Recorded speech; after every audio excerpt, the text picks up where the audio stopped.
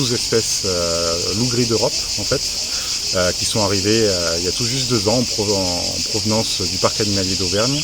Donc c'est des loups qui sont normalement en milieu naturel présents sur l'Europe de l'Est, l'Europe du Nord et en Asie. À l'heure actuelle, des loups comme ça, sous cette sous-espèce, on n'en a pas en France.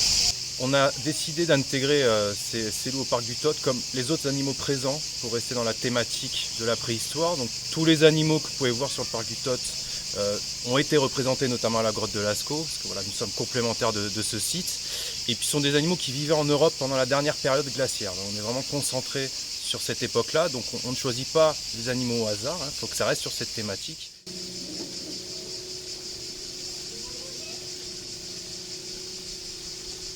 Le loup en captivité est un animal qui est assez compliqué parce que du coup c'est un animal qui est craintif vis-à-vis de l'homme. Alors ceux-là ils doivent être habitués à voir des humains toute la journée, donc ça complique un petit peu la chose avec l'aménagement surtout de l'enclos. Les loups sont des animaux carnivores, donc la quasi-totalité de leur alimentation reste de la viande rouge ou de la viande blanche. Après ce sont des animaux également opportunistes, donc c'est vrai que si par exemple dans leur enclos ils vont trouver un fruit, ils vont le croquer.